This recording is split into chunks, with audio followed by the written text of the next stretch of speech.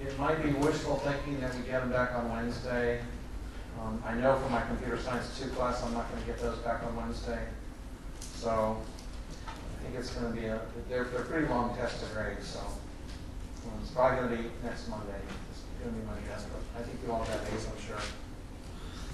Oh. You'll run that up pretty good.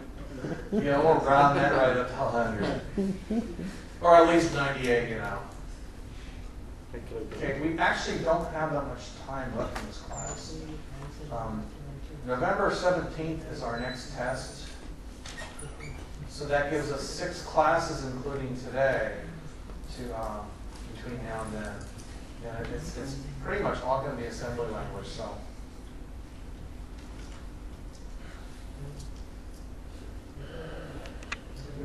Okay, so the first thing I need to do is talk about this idea of a flags register, and you'll see why it's so important in the fullness of time.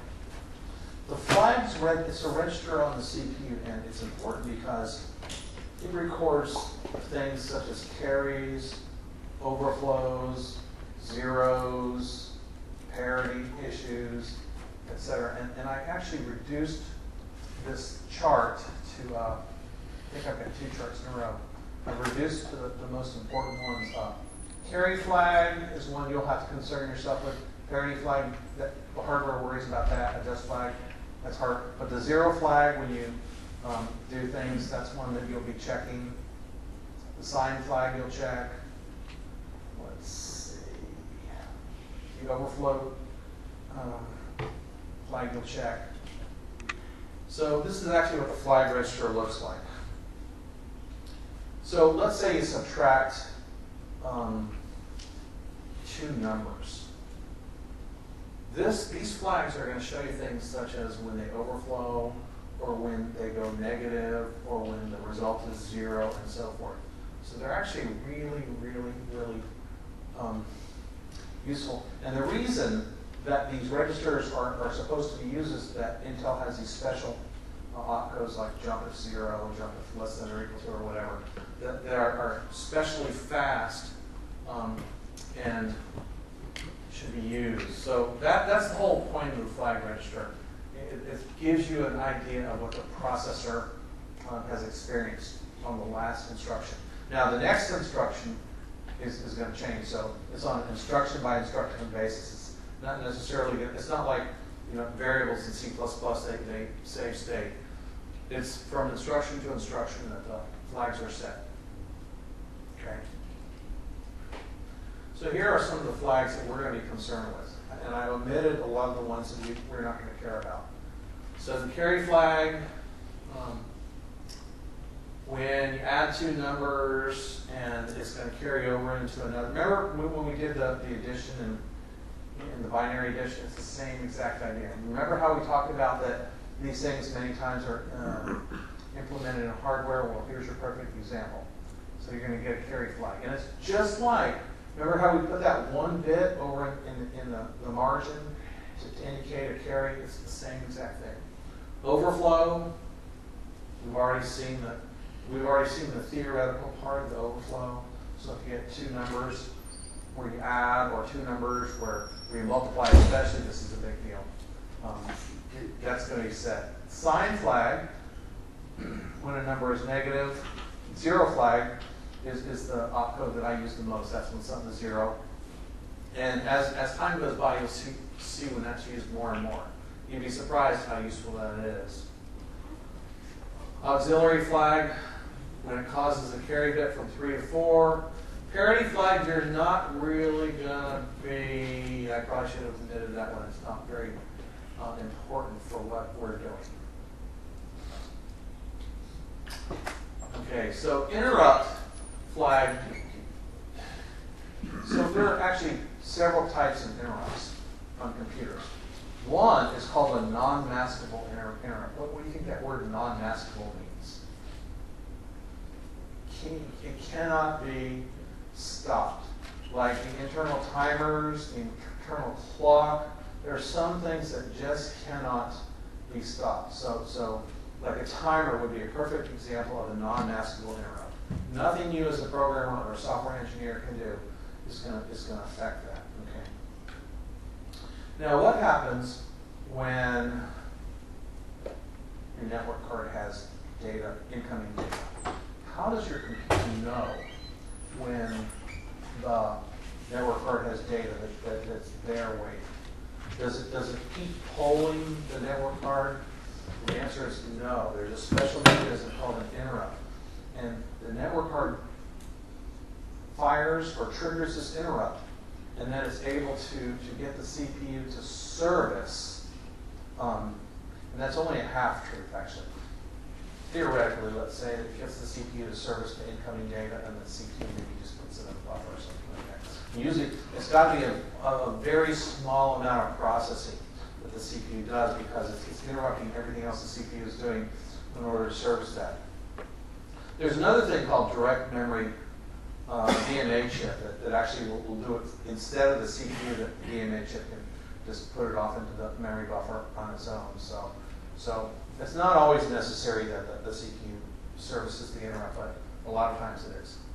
But there's software can actually prevent interrupts like that from firing. There's an interrupt flag. So the CPU has an instruction called set the interrupt flag or clear the interrupt flag. So you can actually temporarily request, if you're doing something really time critical or whatever, you can temporarily request that interrupts such as maybe the network card are inhibited. You can't stop a non-maskable, but you can stop some of these other ones from firing. Okay, so we're going to be more thorough on jump instructions. The only reason we're talking about these right now is just to give you an idea of how the flags relate to your program. Okay?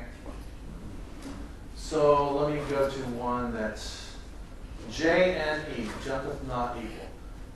That's if the 0 flag is 0, jump if not equal, you go to a label, okay? That's the most common one. Jump if equal, if the 0 flag is 1. So these operations are commands that the processor will do in relationship to whatever these flags happen to be, whatever these flags in the register happen to be set to. Okay? I think I got one more page of these jump instructions. Yeah. Jump if not greater than, jump if less, and so forth. And you can see they're all pretty aptly named. There is an unconditional jump, JMP. It just doesn't check the flags register and just jumps. Okay? So we're going to spend a lot more time with this in the future weeks, but today we're just going to kind of just want to let you know what's ahead. Okay, we've already talked about this, but let's go through it again. What are the general registers that the processor has for you? Well, the ones you're going to be using today and this week especially are going to be EAX, EBX, ECX, and EDX. And remember we said that they have, these blue registers are 32-bit registers, but they can be split in half. And the lower half is AX, BX, CX, DX. And these can be split in half to their 8-bit counterparts, DL, DH, low, high, low, high, low, high, and so forth. So, and you wonder how you can get to the high 16 bits of EAX register. Well, there are ways you can do that. We'll talk about that hopefully next week, depending on how fast we move. Okay, so those are the general registers. So today, AX, BX, CX, DX is what we're going to specialize in.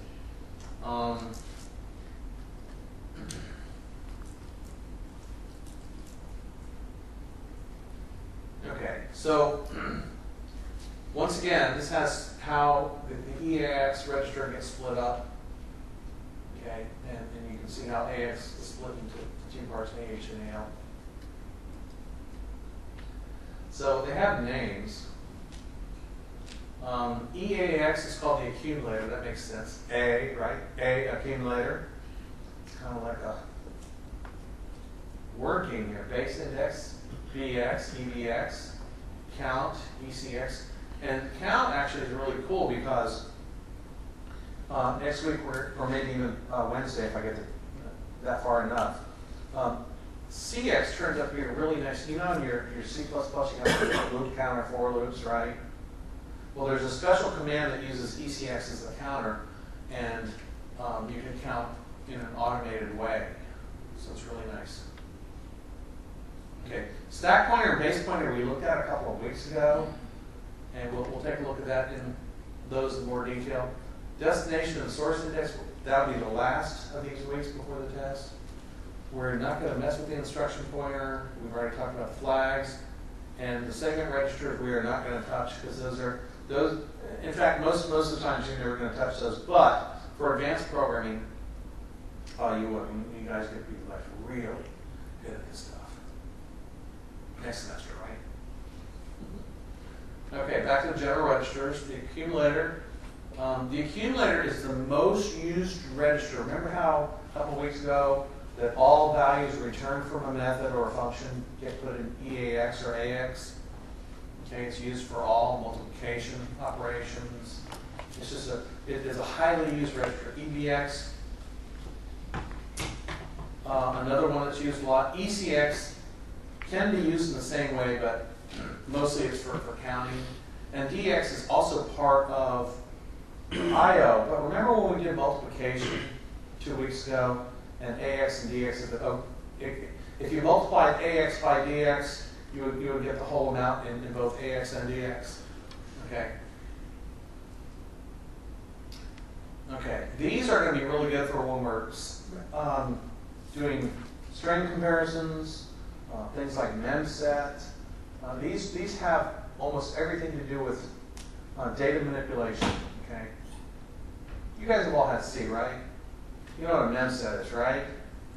Well, underneath the covers, memset is going to use an instruction called SEOSV, and wherever ES is pointing to, that's where it's going to store the data. Okay? Excuse me, EDI, my bad. And there's something called MOVS. It'll take everything in ES is pointing to and put it in EDI. So, very cool. Hopefully we'll get to these. And these we're going to use when we do functions. We used them 2 weeks ago, and we'll explore these a lot more when we do function calls, which we're not going to do today, but we will definitely do that next week. Segment registers, we're not going to touch. Let me go back and give you history of segment registers. This is a kind of a legacy thing. Back when PCs were fairly new, their architecture had something called segmented memory. Okay, and what that meant was you only had registers that were 16 bits. Now, how much memory can you access with 16 bits?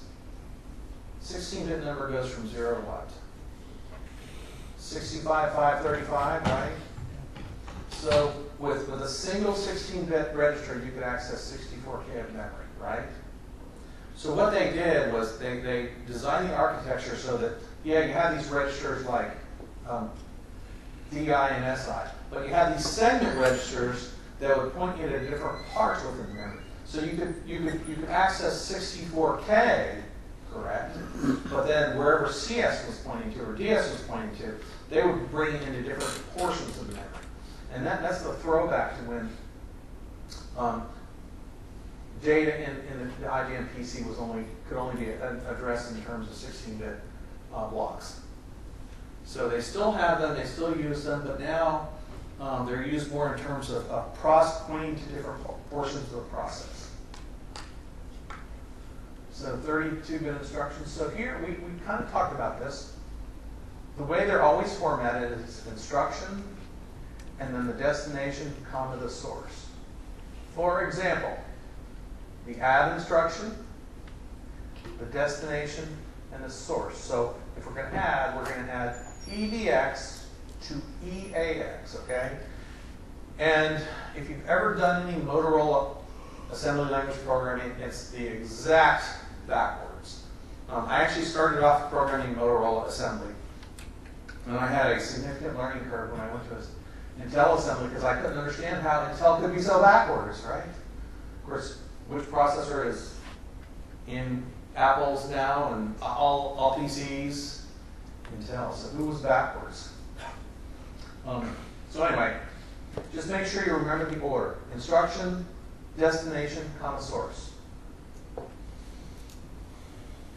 Okay, so we call this a mnemonic, and really the instruction is not really MOV or ADD or whatever. That's not what the processor sees. The processor actually sees the number.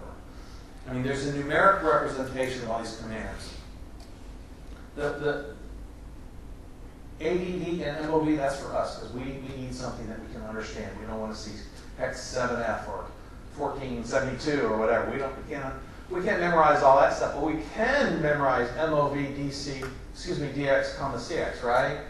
Okay, so those are called mnemonics. They represent the actual machine codes, okay? And believe it or not, there was a time when they didn't even have mnemonics. They just said, remember you've heard of the famous punch cards? And they would look on a chart and say, okay, MOV is 42. Punch, punch, punch. It was pretty gnarly, pretty bad. So eventually someone, well, let's just abbreviate that. We'll have an assembler, and the assembler can take care of the details of encoding the proper instruction for MOV. Okay, so there's some more examples. 55H, what in the heck? That's not 55, is it? 55H, we skimmed over this. What do you think the H stands for? Pardon me? No, that's close. Hex. 55 hex, okay? You can also do binary. You could, of course, you could do a 55B, why not? Binary is either 0 or 1, right? So either there's no suffix, or there's an H, or there's a B. And I think you can, I'm not positive, you might be able to do an octal, which is a base 8. I've never seen it, but if you could do it, I would be surprised. Okay. So here, remember the guy, what did the guy, we saw that video right before test. What did he say the most common operand was? Did he say MOV? I think it's the most common instruction in the instruction set. In fact, I think he had a survey, someone had done a survey, and I looked at all software to determine what the most common command was, and I think it was MOV. So it's real easy. MOV, desk, comma source. Now, notice, very important, it says the flags are never changed. So remember that flag register we talked about? That means if you do a move, the flag register will not be changed. Now, let's say you do something here and you do a compare here, right? If you do a compare here, your flag register gets changed, correct? And you might not know that for sure right now, but you will next week. You could do a move here without affecting the flags register, and then do a JZ or JLE or whatever. So the flag register is not affected at all by MOV. This is the only caveat. Source and destination can't both be memory locations. But you can move from memory to a register. You can move from a register to memory. Okay? And there's also something called load effective address, which you can do. But I don't think we're going to get to that in this course. More move instructions. 468H. Okay.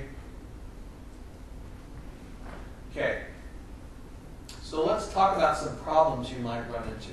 Take a look at move AL, DX. Why is that a no-no? Why would that be uncool? How big is AL? 16. AL is 8. How big is DX? 16. So that's not going to work. It won't even, if we use the assembler today on it, that will fail and it won't assemble. So rule 1, you have to match sizes, right? Whatever your move is, your source and destination have to be the same size. Otherwise, it won't fail at runtime. It just won't assemble. So that throw a bunch of flags? It will. In fact, remind me, when we first get to December, we'll try this and I'll show you exactly what happens, okay? Okay, so you got to match your size. Rule number 2. Data can be moved into non-segment registers only. Okay, where it shows move DS, which is the destination, right, comma AX, that will blow up in a heartbeat. It won't even assemble actually, because there's no such thing. Okay. Move ES, comma DI, that'll blow up. So all these things blow up there. I mean, you can actually move stuff into those segment registers, but that's not the appropriate way to do it. Okay. Rule number 3. If a value less than, what is FFH?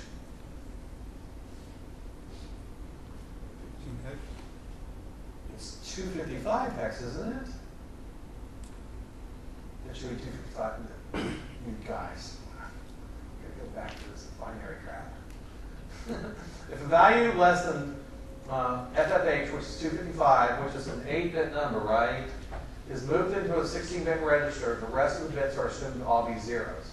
So for instance, BX is 16, 5 is really only, it's like 4 bits, isn't it? So when it gets moved into BX, you assume everything else, all the other bits are zeros, okay?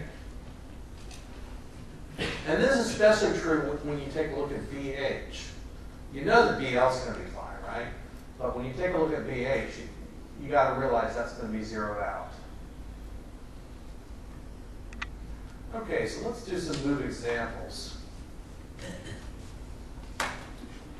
So long as my laptop will cooperate.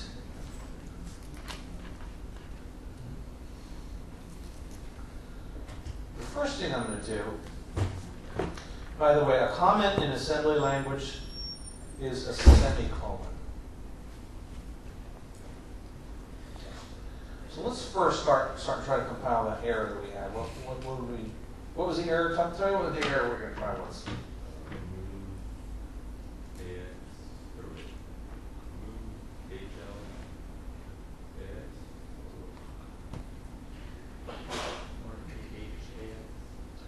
AH. Let's just try this with that. It's the same idea, really. Okay, so now let's go ahead and compile this.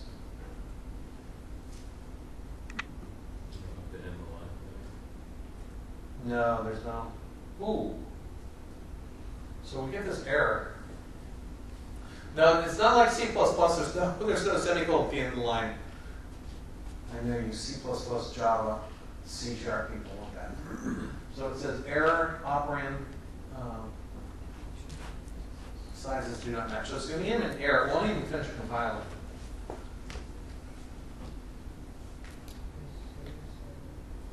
Okay, so you get, what was some of the other errors we got? We got, okay, what if we try to move in 512? That's too big for AH, isn't it?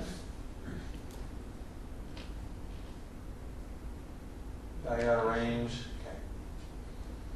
Okay. But if we move into AX 54, AX is how many bits? 16, right? 54 is easily fits into that, right? Because we said the range of 16 bits was 0 to 65,535.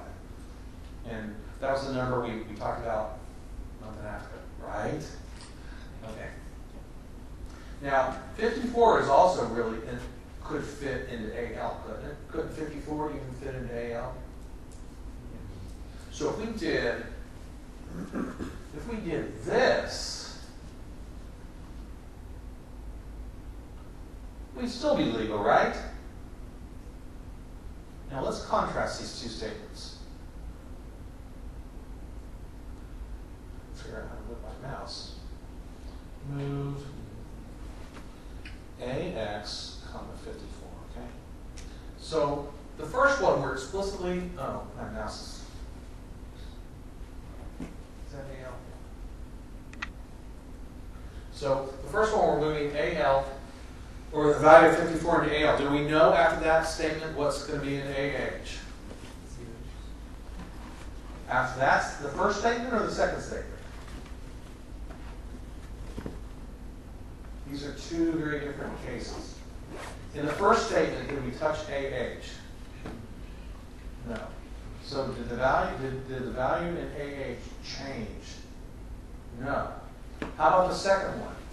There was that rule that when we moved a value of less than 255, it would set all the other bits to 0. So for instance, we could do this as further clarification. Move AH17. Let me put that in the top line.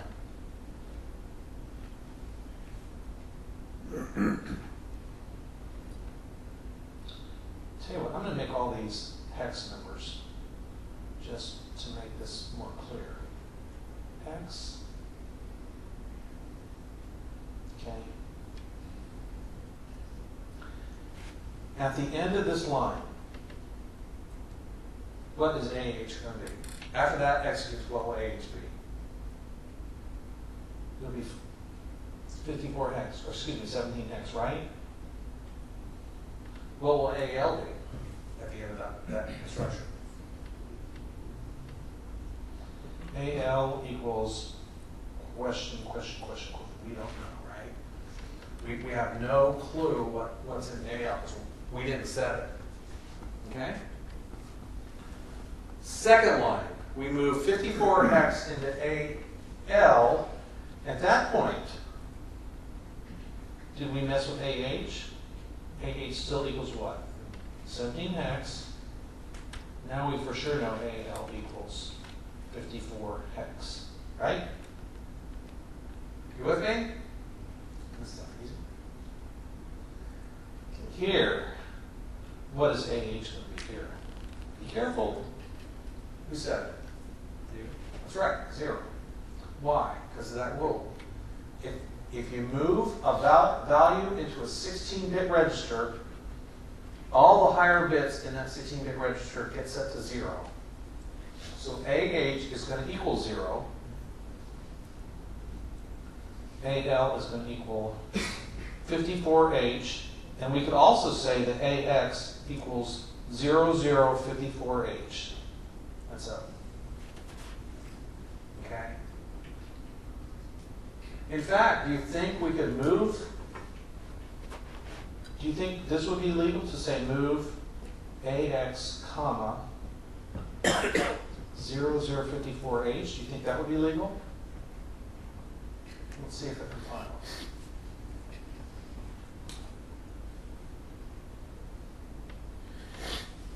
We didn't get any errors, did we? So that was legal. Okay. Any questions so far on that? And it's not case sensitive, you can do other cases. I don't believe it is. I think, though, it's going to be on a case-by-case basis with the assemblers. Like this one's not case sensitive, NASM isn't case sensitive. But you might get a, like we did stuff in Visual C++, I don't know if it's case sensitive, we just have to test it. So also, I believe this should be supported. 01010101B. Let's just make sure that compiles. Perfect. Then the B stands for binary. So just in case you didn't want to get out your calculator and do all these binary conversions, you could just put the binary numbers in there for it. Okay? Now let's try something a little nicer than this. Actually really doesn't do anything, does it? Except make us feel good, right? I don't know, you might not feel good, you might be like, what time is it? Okay, so there's where we moved 42 into AX.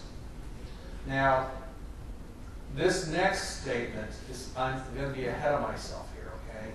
So please forgive me. So we're going to compare. I'm in the wrong spot. Up here. There we go. Compare AX, comma 42. And we're going to jump if it's not equal to label 1. And now we're going to relate this to C++ in just a minute. Oh, please, no more C++, or C, whatever. The value in AX is 42. Okay. So now we need. There are nicer assemblers, by the way, than this. This just happens to be free. Okay, so let's put label 1 here.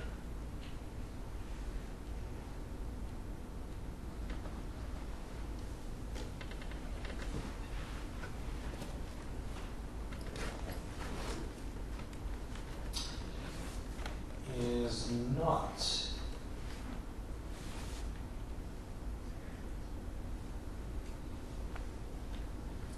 Now here we're going to have to jump to label 2. Then we'll do an analysis in just a minute.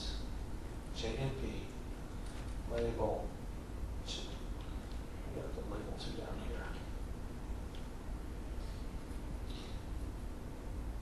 here. And I don't know if it's required that you put those labels flush left. It's just convention that you do. So it's normal that you put the labels all the way on the left side. So let's talk about what we think that this program is going to do. I might have made a mistake. If I did, I want you to help me fix it.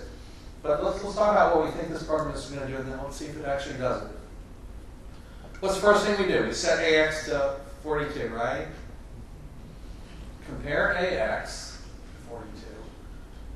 All right, and the compare is going to do what? It's going to set a flag in the flags register, right? Compare is always going to do that. And then we're able to do a conditional jump. Jump if not equal to, okay? So if it's not 42, it's going to go to label 1, and it should say the value is not 42, correct? In C++, this would be a what? If statement, right? You guys are good. And why do we put that jump label? That's unconditional. JMP is unconditional. It's just going to do it no matter what. No matter what the flag register says, it's going to do it. Why do we have to have that jump label too? What would happen if we didn't have that jump to label 2? First, it would say value in AX is 42. Then what would it do? Then it would say the value in AX is not 42. It'd be sequential, right? There'd be nothing for it to skip over that second message box. You with me? It's kind of like, this is kind of like an if-else in C++, correct? Okay. All right, let's run it. See what happens. Formats by hard drive. Okay. Is that correct so far? Is that what we predicted? Okay. Let's change this. Let's change this to 43. Now what's the behavior we should see?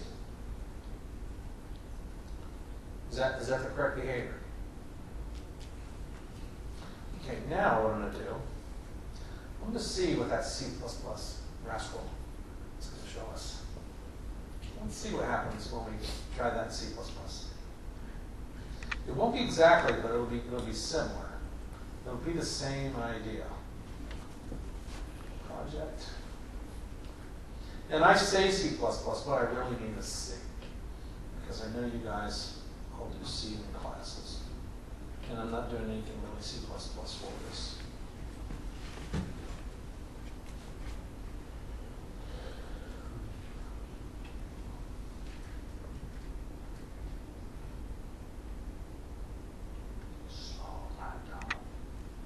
So for J and E, is that checking the compare flags? That's how it knows. Mm-hmm. So if you did like a compare and then right after, like directly modify the compare flag and do J and E, like it would set the compare flag too. You can't directly set anything on a flag register. You can't. There's no like command that says clear. Actually, that's not true. You can actually clear some of the bits. You're not supposed to. Okay, here we go. But that's a good question. I appreciate that. So int I equals 0. Oh, wait, 42, right? We're going to stay with the metaphor. If I equals 42, else, now let's see what we got here. Message box in here.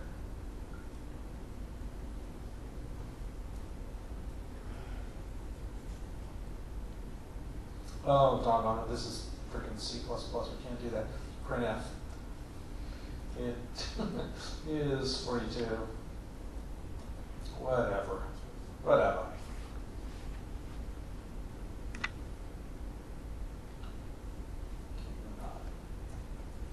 Let's compile that guy. And remember the trick we looked at, that we can actually see what this is going to look like. We can do a disassembly of this. Okay, so now we go to debug. We open up the disassembly window. And it's not going to be the same because we're doing a memory comparison, okay? So notice that the compare is not, we're not comparing a register, we're comparing a memory location, okay? Well, what's the next command? Jump is not equal, right? We do a printf, and all this crap is to do a printf.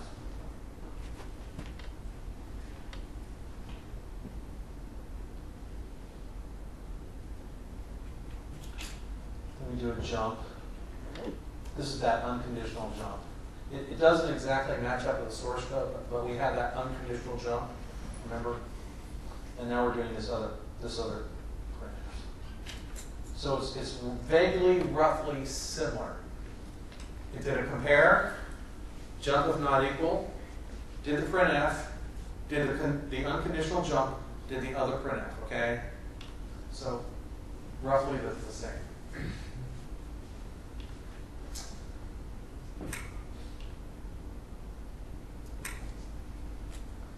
Okay. So now we're going to talk about add, and add is pretty often used because obviously everything in computers has to do with numbers and adding. So,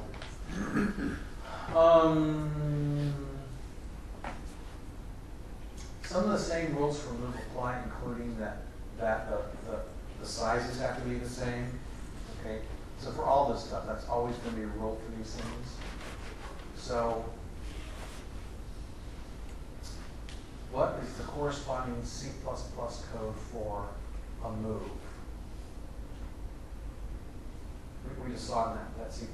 A move would be what kind of roughly equivalent to C++? I equals an assignment, right? A move in C++ is almost always going to be just an equal, some sort of assignment, correct? So the corresponding C++ code for the move would be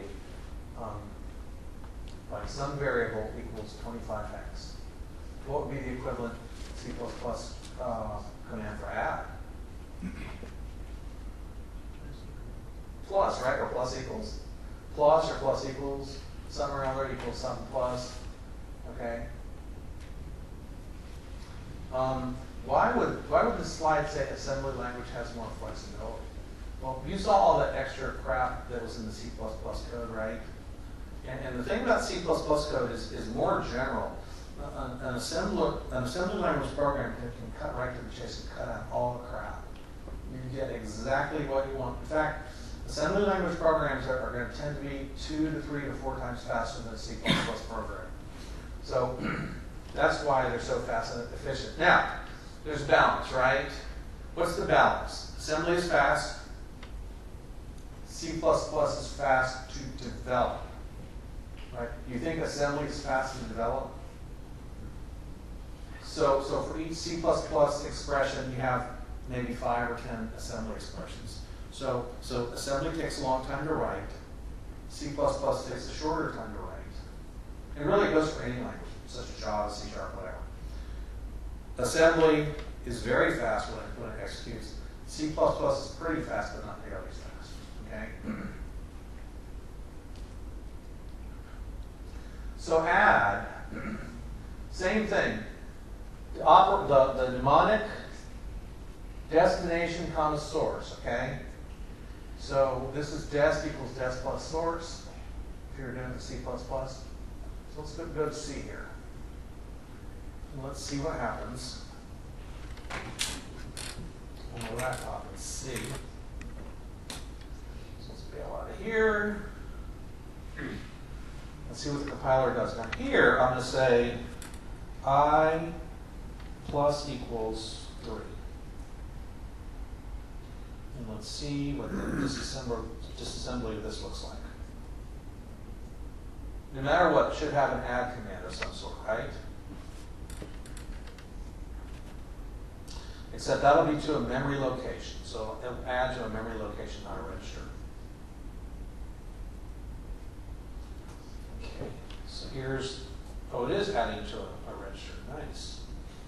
It's adding and putting it back. Okay, pretty much exactly what you would have expected. Now, why are these examples, why is the compiler there using EAX? And the slides I was showing you used AX. In C, how big is an integer? 32 bits, right? So it's using the register that matches the size of the variable, right? So that's the only reason that there's that difference. Okay. All right.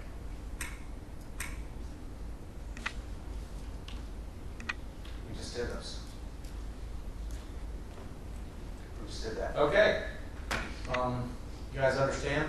Here's what you do. Go home. Did you install FASM for Windows? You did not. FASM. Please install that on your computer tonight. Write your first program that determines whether or not that the EAX register contains 42. Okay? And I'm not going to collect it, but go ahead and do that as a sort of hello world getting started exercise and ask questions when I say, okay? EAX contains the 42. Yeah.